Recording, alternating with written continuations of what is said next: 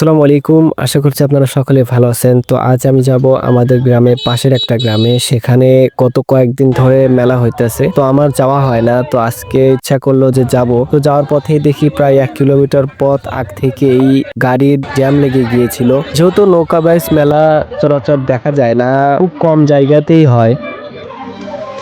এটা শুধু মেলা না, এটা এক ঐতিহ্যের নাম। গ্রাম বাংলার সংস্কৃতির সাথে মিশে আছে এই নৌকা বাইচ মেলার নাম। এটা প্রায় 30 থেকে 35 বছর আগের পুরনো মেলা। এই মেলা প্রতি বছর ভাদ্র মাসে শুরু হয়। এটা প্রায় 5 থেকে 7 দিন পর্যন্ত চলে। বিগত ফ্যাসিস্ট সরকারের জন্য প্রায় 9 বছর এই মেলা লাগাতে দেওয়া হয়নি। আবারও প্রায় 9 বছর পর নতুন উদ্যমে শুরু হয়েছে এই মেলা। এই কারণে চতুর্দিকে লোকে ঘেরা, যেন দেখে মনে হচ্ছে অত অশান্তির মধ্য থেকে একটু আনন্দ পাওয়ার জন্য এই মেলায় সবাই এসেছে।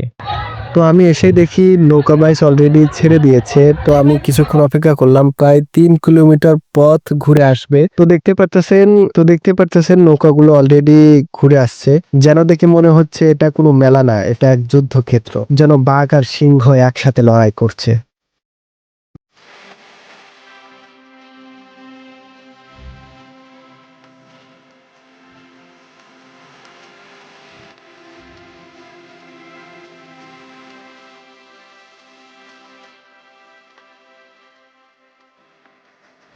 তো ভালোই কিছুক্ষণ নৌকা বাইচ দেখার পর আমি চলে আসলাম মেলার মধ্যে। তো আমি ভালোই কিছুক্ষণ ঘুরে দেখলাম কি নেই এই মেলাতে। কাঠের আসবাবপত্র থেকে শুরু করে ছোটদের কসমেটিক্স পর্যন্ত সবকিছুই রয়েছে এই মেলাতে। তো আমার মনে আছে, আমার বয়স যখন 7 বছর, তখন আমি এই মেলা থেকে আমার ঘরের আলনা কিনে নিয়ে গিয়েছিলাম। দীর্ঘ প্রায় 9 বছর পর আবার এই দোকানগুলো দেখে আমার খুবই ভালো লাগলো।